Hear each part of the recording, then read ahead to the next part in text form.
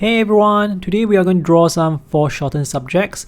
We have two persons laying on the grass, and this tutorial is actually part of this sketchbooking course that I have on Skillshare. So I'm putting this tutorial out on YouTube to help market my course. If you're interested to check out the course, just visit the link that I have for you in the video description below. Let's analyze the reference photo we are using. This is a fantastic photo because we know how people look, but we don't know how they look when they are upside down, and in this case these two are lying on the grass. So this photo will actually force you to draw what you see rather than what you think you see. And when I look at unusual subjects, first thing I like to do is to take some measurements first. So I'm going to measure the width of this person who is on the grass. This is the left edge and this is the right edge where my thumb is. The midpoint is somewhere here to the right side of this jeans. And the height is this, and the midpoint is somewhere here. So the midpoint for this person, if you look at this as a rectangle, is actually somewhere around here. So this is going to help you gauge the proportion when you draw later on the page. And also with this person, we need to find out how the lines align to each other. For example, you can see this line here, the left edge of the jeans. It's aligned to the left edge of the head here. And we have the feet, which is almost aligned to the hands here. And this feet is lower compared to this feet here. And the hand here is lower compared to the elbow or the shoulder here. And so we need to find out all these different alignments. And later on when we draw, we should not be drawing this line within or on top of the head if you look at it vertically like this. For this exercise, I'll just be drawing this person, and you can draw this person on your own using the same techniques taught in this lesson. Just make sure while you are drawing this, you have enough space left to draw this. And this lady here, her legs are higher than the feet here, so the width is kind of similar. So when you're drawing, make sure that this person takes up maybe less than half the page on the left so that you have enough space for her on the right side. Don't be disappointed if you cannot get your drawing to look right the first time. Even for me, prior to recording this lesson, I have drawn the subject several times and I got it wrong a few times. In fact, I'm going to show you guys what are some of the mistakes here later. So while drawing this, I may also make mistakes. The most important thing about improving is you have to identify your mistakes so that you can correct them so that you can improve. And this reference photo is fantastic because it's very easy to see where you went wrong if your sketch doesn't look right. Let me find out how much space to use for the person on the left. So the elbow can be in the middle of the page here. So we have measured the width earlier. So if we have the midpoint here, for example, and the right edge is here, then the left edge will be here. If we have the midpoint here, for example, this will not be enough space because the left edge will be here. So that's why we need to find the midpoint. So if we reduce the midpoint, then the left edge will be here. So, okay, so maybe I'll have this width for the person on the left. And the height, the midpoint is somewhere here. So the height, we have the midpoint here. Maybe you can place it higher because there are some books and the camera here. So maybe we can push it a bit higher. So I'm going to place the elbow here somewhere lower on the page because the elbow is actually lower than the midpoint. So I'm going to place a little dot there to mark out the elbow. This elbow is actually lower than the midpoint. The mid vertical line, remember, is to the right side of the jeans. So maybe we may want to draw the jeans first. And the height of the jeans is about, let's just say it's 1 unit. And it's 1 unit for the jeans and another unit down from the jeans where we reach the elbow. So we need to have maybe slightly more than 2 units here. So let's draw the jeans and pay attention to the right vertical line. So make sure that the line here is actually a semicircle. And we have the jeans. So this is 1 unit. Is this a vertical line? I'm actually not too sure because my reference photo is tilted at an angle while I'm looking at it. Anyway, the lines here should be curved like this. Next, maybe we can draw the clothes here. So this line will come down at an angle. Now, while drawing, your brain is going to constantly fight you to decide how to draw the lines, where to draw the lines, what angle to draw. Focus really on what you see. Draw only what you see. Don't draw what you think you see. So this line comes down at this angle, and there's this line crease that goes to the left side that ends somewhere on the left edge of this jeans here. So let's draw this, and we can draw the crease here as well. Okay, and this crease here comes out to the right side and goes down at an angle and goes up, comes down. At this point, I realized that I may have drawn my sketch a bit bigger than what I would like because it already extends to the right side of the edge here that I placed. But doesn't matter because I know that I have a tendency to draw bigger than what I usually measure. So to compensate for that, I usually try to draw smaller. All right, next, let's maybe continue here. So sometimes I like to draw from one point and then jump to different areas to draw. Let's draw the other leg.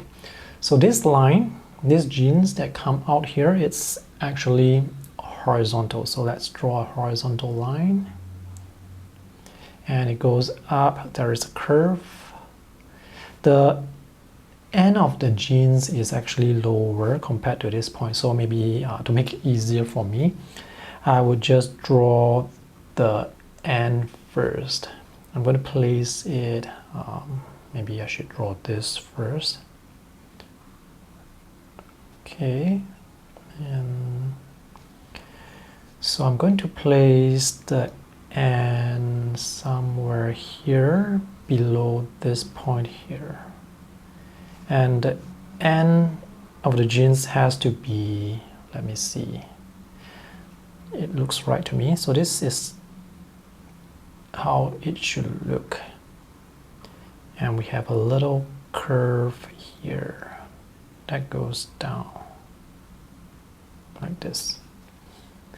And now once I have drawn the end, I can connect this to this part here. I find it easier to draw this way rather than to draw from here continuously there. Again, if you can spot any mistakes that I make, that is great because you are really observing. Because sometimes while drawing, I can't identify the mistakes that I make. Okay, so we know that this is kind of like a cylinder shape, so we can add some crease, some circular lines, some curves onto the jeans. to give the illusion that this is a cylinder shape. Okay, for the feet here, the feet goes out to the left. This line is almost horizontal, so we can draw this horizontally, and we can draw some toes here. The other line here, the other edge here, it's actually a curve. So here we can draw the, am I drawing it right? So next, let's draw the hands. The left side of the hand is somewhere below the feet. So I'm going to draw the shirt, the end of the shirt first, which is below this part. So this drawing process, if you find it tedious, yes, it is, because everything that you draw, you have to measure with all the other things that you have already drawn in order to be accurate. So if you want your sketch to look accurate, you have to always be measuring and comparing with all the lines that you have already drawn. The hand here will curve up slightly. I'm not very good at drawing hands, so I'm just going to draw it really quickly. Sometimes when you draw too slowly, your lines will appear to look more stiff. So sometimes I like to draw a bit quicker so that the lines look more loose, more like a sketch. Okay, next let's draw the crease here. This crease here will go to the right side and stop right here beneath this line here. And since I'm here, let's draw the feet down here. Okay, it doesn't look like a feet, it's okay. Okay, so let's move down to the shirt again. This line should be here. Okay, I think it looks all right. The shirt will go down slightly like this at an angle. You can draw the crease on the folds on the shirt as well. Or if you are painting this with watercolor, you can actually leave out all the lines here and draw them, paint them with watercolor. I'm using a different pen here compared to the fountain pen that I'm usually using, because with a fountain pen, if you keep the pen tip exposed all the time, the ink will dry. Because I'm recording this video, sometimes I have to keep the pen tip exposed while I'm talking. So that's why I switched to using this rollerball pen. Okay, so this is where the left edge of the head is. The left edge of the head is right below the left edge of this jeans here. So let's draw that here. And the head actually comes up to this line here. And the head will go down here. The right edge of the head will go down here. So let's draw the head like this. And the hair seems to extend out slightly. The hair seems to be coming out from this area here, so we can draw the lines here. Try to follow the curves that you see on the hair. And the lines here actually come out like this. Okay, this looks alright. This sketch looks alright so far. I can add some crease here. Okay, for the right side, let's have this line that goes up. This is where the hand is. The hand is located slightly up here.